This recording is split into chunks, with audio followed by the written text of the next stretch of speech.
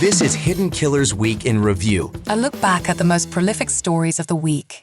This is the Hidden Killers podcast with Tony Brueski. Featuring former FBI Special Agent and Chief of the Counterintelligence Behavioral Analysis Program, Robin Dreeke. Should Judge Clifton Newman recuse himself from being the judge in any further trials of Alec Murdaugh? That's one of the questions that is being asked, amongst other things, of should he just get a whole new trial because of the allegations of jury tampering. One of the main points, though, about Judge Clifton Newman, who I thought was a great judge, I think really was a very stand-up, respectable individual, but at the same point, we're talking about his own clerk of court who has these allegations against her, and she is currently denying them. And we can talk about those charges in a moment, but the fact that there is that connection there, and the fact that he's gone out after the trial, as some judges do, and has given interviews. He's very clearly expressed his distaste for Alec Murdaugh, to put it lightly.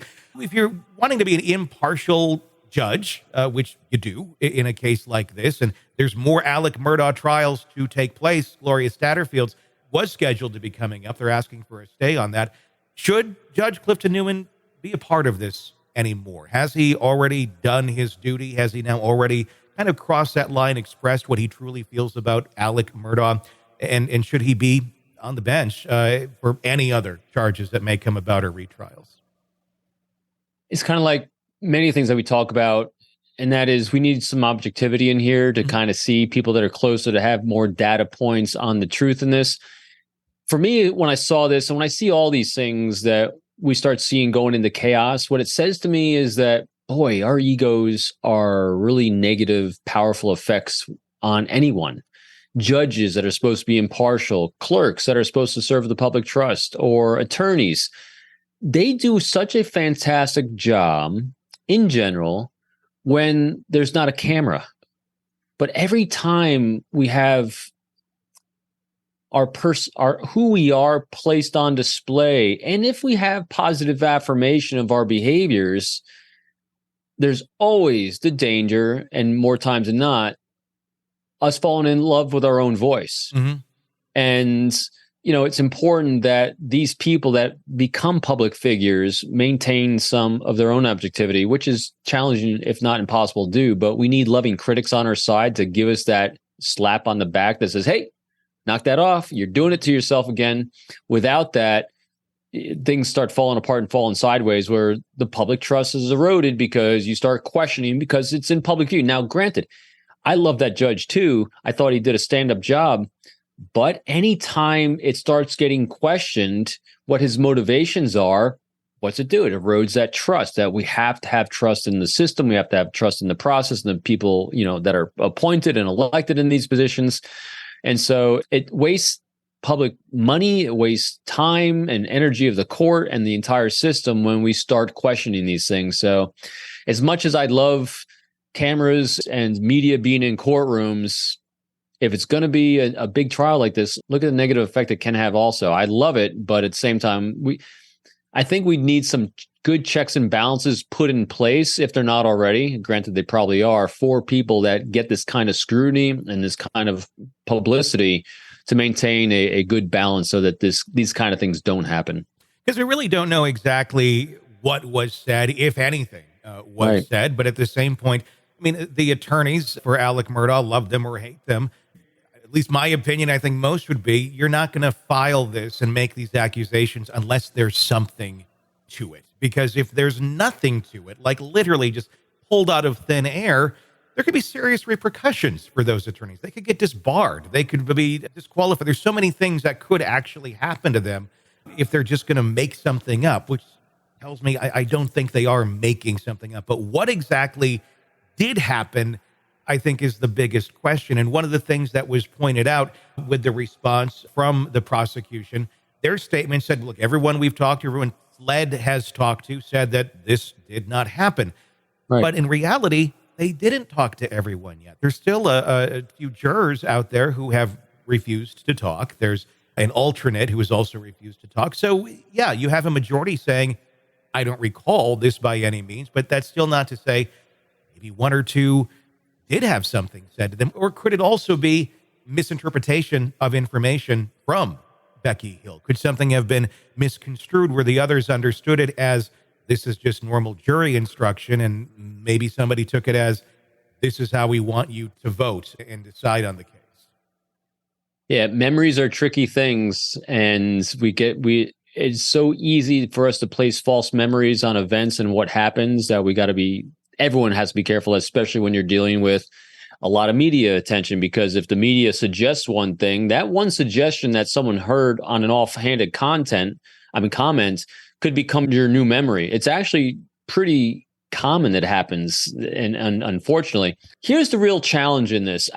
The defense team has a real advantage in this more than most people in this situation do, and that is they have Alex Murdaugh, who is so well connected, knows everyone and his network so strongly that every time there's going to be a new player involved, again, pure conjecture, my point, but there's so many connections he has and so many deep roots he has that anytime there's a new possibility, he's able to have probably a very good dialogue with his defense, because he's attorney as well, to really play the system to his benefit. I think it's probably one of the reasons we see such nonverbal confidence and nonchalance about him, again, in the limited scenes we're seeing of him.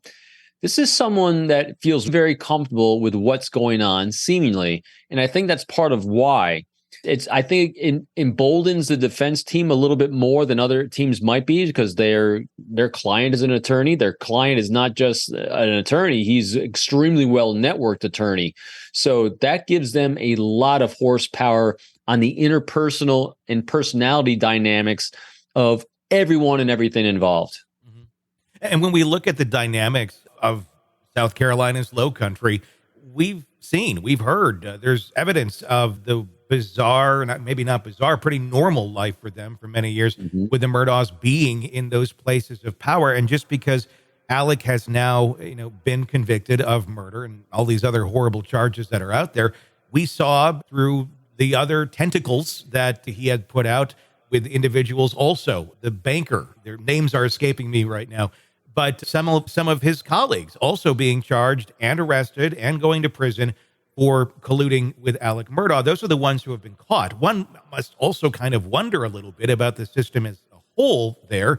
If there's these pieces of corruption left and right, there probably still are pieces of it, even if they're working on cleaning house and working on refreshing the whole system. Just because one went down doesn't mean that all the bad is gone. And corruption is always a fascinating word when we're dealing with law. And just because something's unethical doesn't mean it's illegal. And I think we see that a lot when someone really knows the system well. Yeah. And especially going back to Murdaugh and his ability and those tentacles, as you said, he can solve a lot of people's challenges, priorities, and pain points with a phone call, with a letter, with a note. So even though some people have collapsed because of him, he's still got a lot of people he can support and solve problems for because of his network. From the things I've heard from people that do know him, not maybe recently, but from years past, he's extremely likable. People did like him. I mean, he's well connected.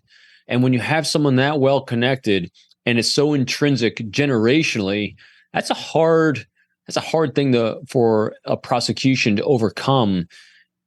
Because what do you do about it? I mean, it's not like you can say all he can do is put him in isolation, put him in lockdown, and allow him to have no contact with anyone, which when you're given in this part of the country, good luck. So this is a fascinating case of really strong personal connections, charisma, and the ability to solve problems through his skill set.